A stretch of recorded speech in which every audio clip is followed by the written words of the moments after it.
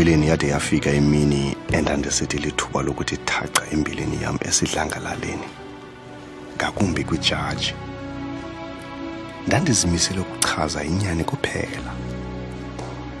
Ndandiyihlaziye amatyeli amaninzi kum engqondweni. Usaqhwithi yena ndandisendiyazi ndimfundile indlela abuza ngayo. Ndaxhoba ndafa amacala ndijonge ukuzikhusela. Ejele ke unalo ithuba lokucinga ngayo yonke into. Kodwa eyenzeka loo mini akukho umuntu wayenokuyinqanda. Malume.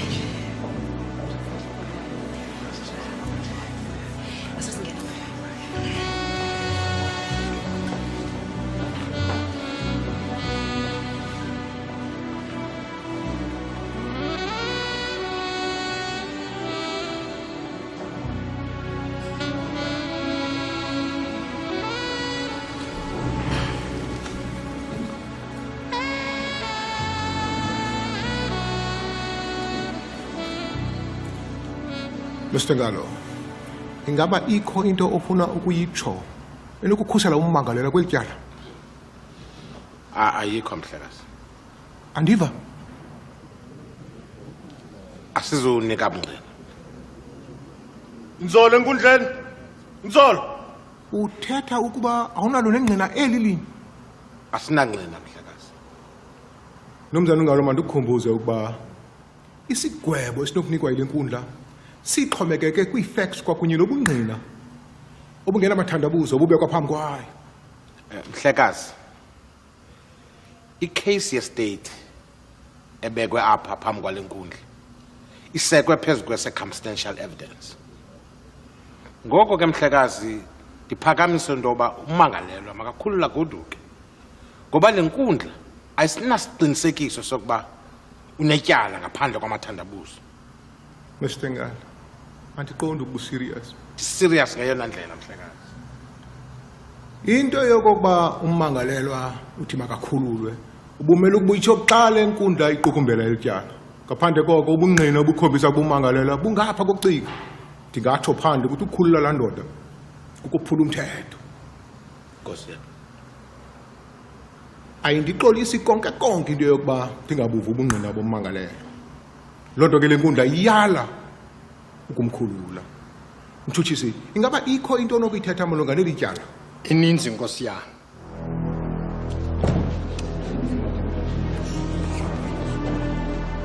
Mr. Ngalo, awenzakalanga? Ayikulungile mhlekazi. Kanti ndingayimisa le nkundla xa ufuna? Kulungile sinaqhuba mhlekazi.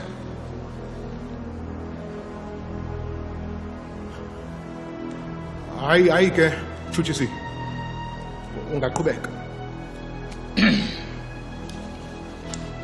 Enkosi mhlekazi. Mhlekazi mandithi mna bendifuna ukutshutshisa ummangalelwa. Mhlobo wam ke ndiyabona uba kuyandivimba loo nxaxheba ngezizathu azaziyo yena.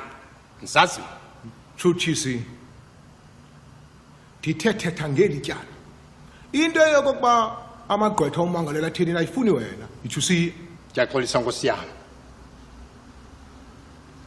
Eli tyala lale nkundla lixhomekeke kubungqina oza kubufumana wena uthe thaca phambi kwakho. Isigwebo sakho sixhomekeke kwii-facts nakwinyaniso ezizawubekwa kule nkundla nokubhoxa babameli bommangalelwa. Masiqwalasele ezi facts nkosi yam.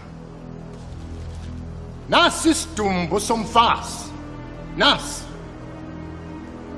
esifunyenwe sibulewe kabuhlungu safunyanwa ngunodiri ingqina lale nkundla.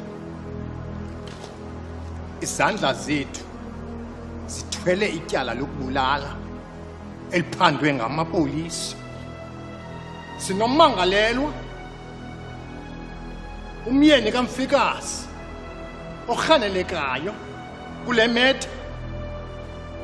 sinommangalelwa owabonwayo apha isidumbu sabulawale khona lingqina lenkundla. Ummangalelwa ozenza i-beneficiary kwimali yomfazi kumawaka ngamawaka, umfazi engayazi loo nto. Emveni kwethuba kwavakala umfazi ubulewe. Sithini? Sithi ngubani? Elab bafumene igazi lomfazi kwi-murder weapon ibisetyenziswa ngummangalelwa ene-fingerprints zakhe. Ihempe yommangalelwa enegazi kaMfikazi. Igazi likammangalelwa elifunyenwe ekhitshini likaMfikazi. Uza kuthi usaqothethwa? Zii-facts ezo. Kwenye icala siphethe ubuxoki. Uthe wabebanjwe ngamapolisa. Wathi umgqibele kudala umbona umfazi wakhe kanti uyaxoka. Alabha yakhe yobuxoki. Khanga libeka inyawo lakho kulaa cricket. Inye into ebeyithetha bubuxoki obuphindaphindeleyo kasixhenxe. Mandibuye Mhlekazi ndize apha kummeli wakhe, yena ongakhange avume into yokuba ummangalelo makakhole eqongeni ndizokumtshutshisa kube beyazi uba uza kuxoka ikoki. Tshotshise.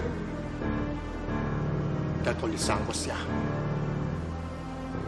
Mandime apha nkosi yam, ndinesicelo sokuba ummangalelwa lo makafunyanwe enetyala kuba unetyala. Inkosi. Usaqhwithi wandingcwaba ndihleli. Ndaye ndimbona noNgalo kuba akamanga kakuhle ngaloo ntsasa. Yena noJolela yayingathi bebelele embadleni. Ndandifuna nokulahla ithemba kanti uza kuthusa umzi.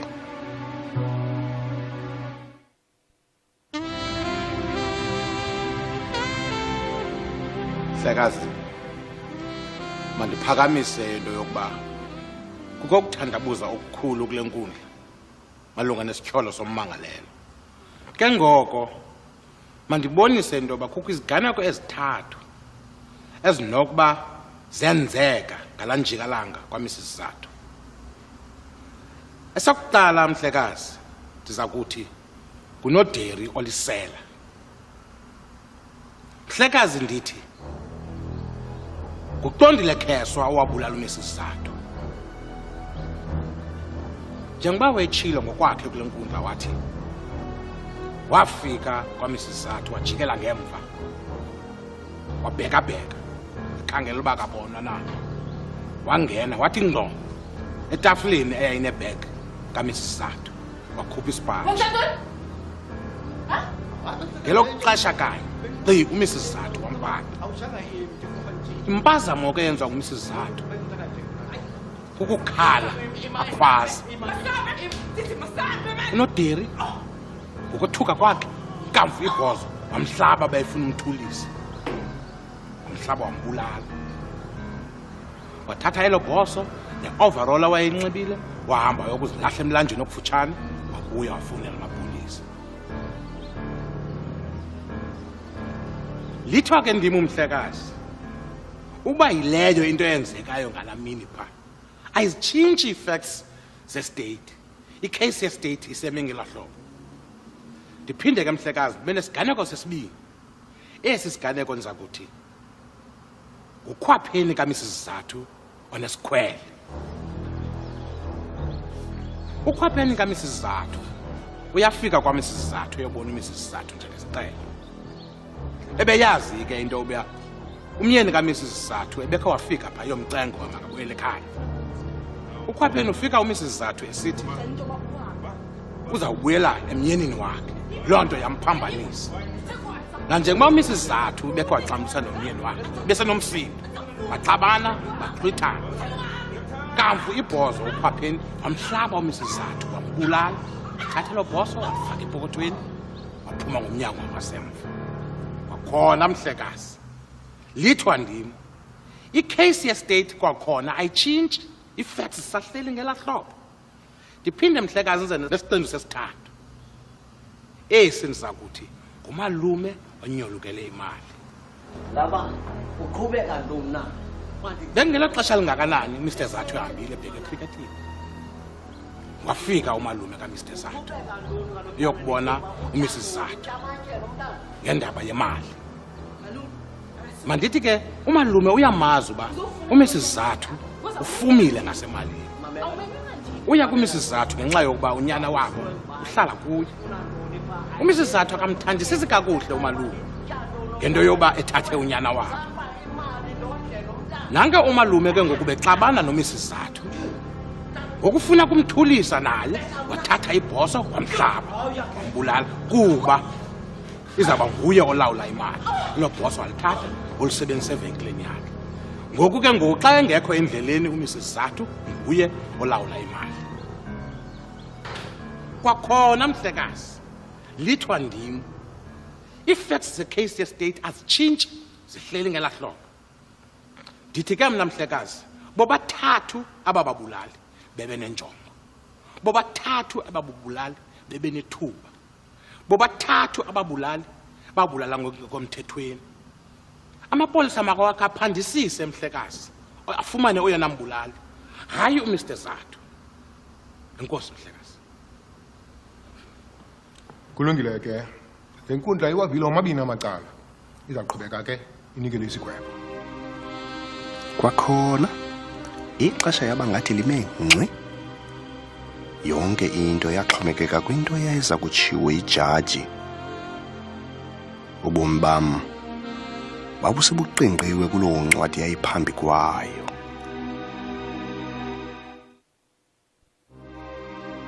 Ijaji yalijongisisa ngobunono nangobuchule elo tyala lam. Kanti kulo lonke elo xesha ihambisana nelikasaqhwithi icala. Ayimvelanga ntweni ungalo kwaba kukuphela kwam ke oko. Izizathu azibalulekanga ngaphezu kokubulawa komuntu. Nangona ziyinxalenye lephulo lokuphuhlisa injongo zokubulawa etyaleni lokufa. Ewe, besikhona isizathu. Kodwa le nkundla iye yaneliswa bubungqina obunikelweyo apha nobungena mathandabuzo. Malunga ne-alibi yommangalelo. Le nkundla ayifumanisanga bungqina bonelisayo. Ukanti namagqwetha ommangalelo akayenelisanga le nkundla nge-alibi kaMnumzana uZathu. Loo nto ke yenze ukuba le nkundla inqinelane nomtshutshisi xa esithi ummangalelwa akazange alibeke nonyawo lakhe kumathafa ekrikethi xa kwakugetyengwa uMrs Zathu. Zonke impawu zibonisa ukuba ummangalelwa wayesendwini kamfi usweleka kwakhe. Ngoko ke le nkundla imfumanisa netyala lokufa lokubulala.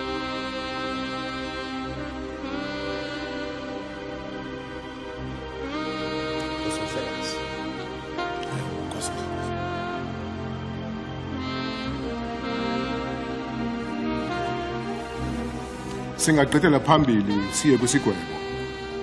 Mnumzana Ngalo, ingaba ikhona into ofuna ukuyiphalaza malunga nesigwebo esizawuthathwa apha?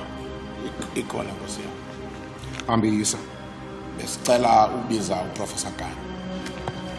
Professor Kane.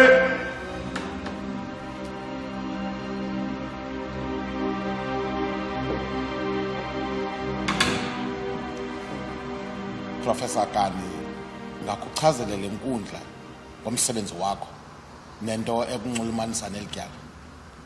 Ngokomsebenzi ndi-social worker ndikahlohla zona ke ezobuntlalo-ntle. I-PhD yam ndifumene kwi-University of Cape Town. Kwi-thesis zam ndiye ndabhala ngobomi bomntwana kwikhaya eliqhekekayo. Ummangalelwa lo uBantu Zathu ndimazi ubomi bam bonke kwaye ndingayiqinisekisa le nkundla ngokulunga nobuntu bakhe. Uye wathatha nam ke uBantu ngengxaki zomzi wakhe. Savumelana kwelokuba amthathe umntwana amse apha azakukhula kakuhle khona. Ngelixa yena nonkosikazi yakhe besazama ukusolva ingxaki zomzi wabo. uBantu Zathu ebeyithanda inkosikazi yakhe nomntwana wakhe. uBantu mhlekazi ufundile, i-professional. uhluzekile. Akanakuyenza le atyholwa ngayo yokubulala umntu nokwenza ungenatyala.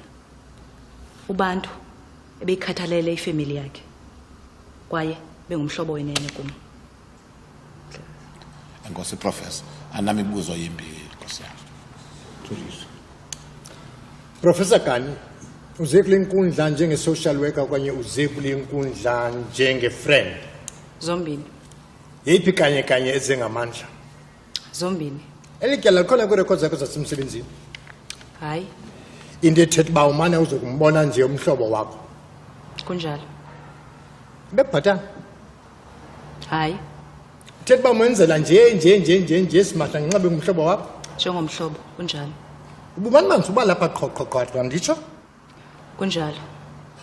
Loo nto ithetha uba uncame iingxaki zakho uze apha nje uzobona umhlobo wakho? Kunjalo. Professor, utshati? Hayi.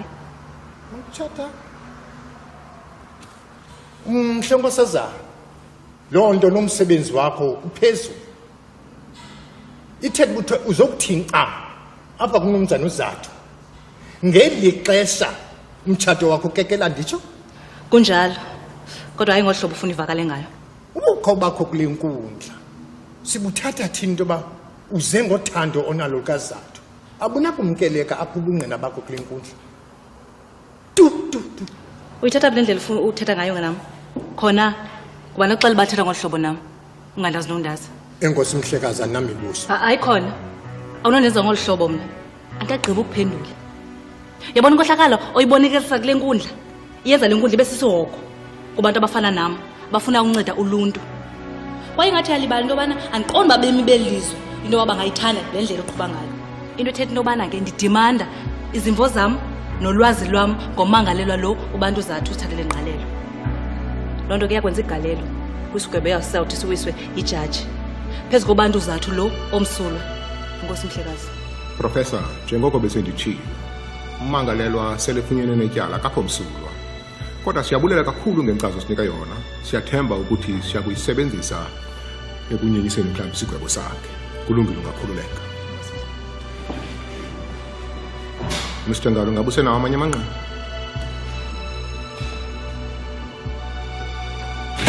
Mtshutshisi. Kulungile Mr. Ngalo, ikhona into mhlambe ofuna ukuyithetha phambi kokuba siwise isigwebo? Ikhona Mhlekazi. Mhlekazi, nanjengoba usazi into yoba ummangalelwa besechithe ixesha elide eselivalelweni. Ngoko ke besizawucela Mhlekazi into yoba isigwebo esawuthi siwiswe besisigwebo esiphansi noko. Njengokuba umhlekazi lo engumntu osebenzayo iprofessional nangenxa yoba kufuneka esakhulise umntana wakhe osemncinci kakhulu kuphela wakhe. Nkosi Mhlekazi. Mtshutshisi. Nkosi Mhlekazi. Mhlekazi mandithi le yeyona ndlela emasikizi ndake ndayibona ebomini bam ukulawa kwegqiyazana elisenomntanana oyinkwenkwana kakubi ngolu hlobo. Lo muntu wenze loo nto ufuna ukuphoswa ekusitheleni. Unenkohlakalo engaphaya. Unokungcola okungaphaya. Abantu abanjalo apha kule society funeke bathathwe bokulahlwa ngapha kolwandle. Asinawugcina izigebenga kwisociety yethu. Le nkosikazi ibulewe kakubi kakhulu. Abantu bayacela ke Mhlekazi into yokuba noba ngubani nalo uthe wenza lento abe ufumana isigwebo esakuthi aphoswe ekulityalweni kuba wenze into engekho mthethweni, wenze into embi kakhulu. Bisisicelo sami esoMhlekazi. Enkosi. Kwakunzima ukukholelwa kum ukuba kukho abantu abangenangxaki abonwabileyo, kuba kum ubomi yayiliqhina endingalaziyo kuba lakusombuluka nina. Ijaji yathetha kakuhle, ndandingachasi into kwintetho yayo. Qha lo mntu yayimele ukuba iyamkhusela kumbulali nesigwinta yayimele kuba ndim. Ukubulala umntu akuzange kuvunyelwe kwasekusekweni koluntu. Ukusukela kuKhayini xa wabulala umntakwabo uAbeli. ERoma kuthathe iminyaka engamakhulu amahlanu phambi kokuzalwa kaYesu ukuba kugunyaziswe isigwebo sokufa kothe wabulala. Sigwebo eso esithathwe kwimithetho elishumi nesisasebenzayo kwiinkundla zethu unangoku. Nangona umthetho wokuxhonywa uye waguzulwa kwiinkundla zethu ngo-1990, sisanaso isohlwayo esiqatha kubenzi bubi abaphethe uluntu ngolunya nangogonyamelo. Ukutsho ke, le nkundla izawunika ubantu zathu isohlwayo esifana twatse nokungabikho eluntwini. Kufuneka angcungcutheke sisono sakhe.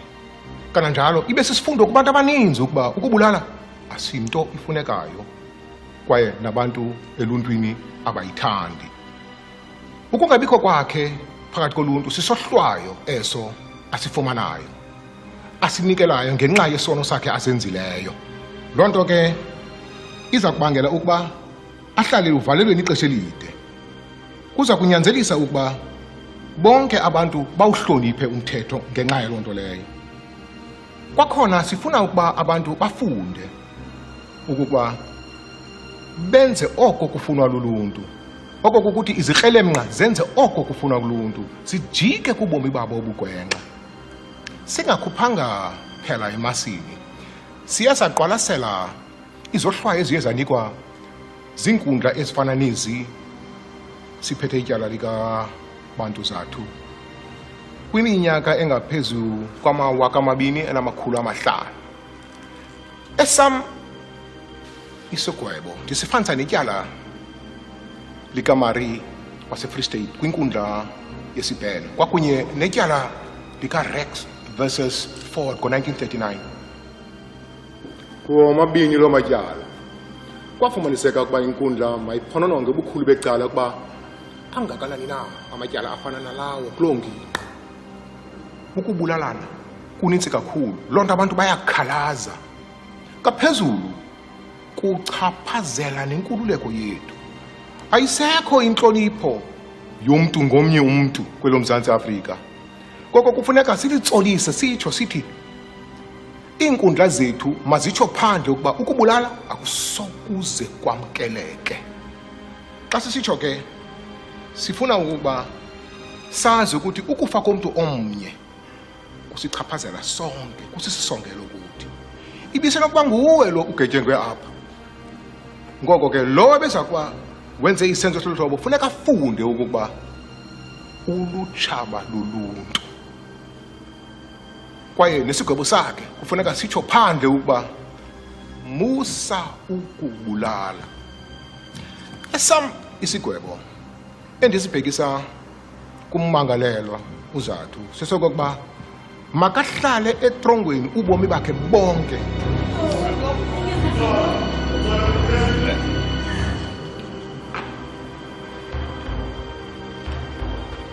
Sivile Mhlekazi, sizawucela isibheno. Nivumelekile.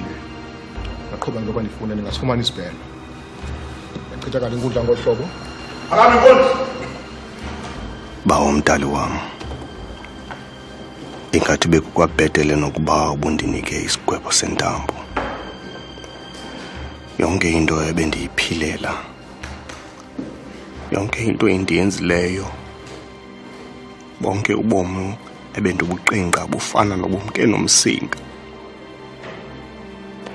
Ndasinikwa isibheno kodwa ndalahla ithemba. Ndazinikela ekubeni ndakubolela etrongweni ndingazange ndimbone unyana wam ekhula. Xa kunjalo ubunokuthini?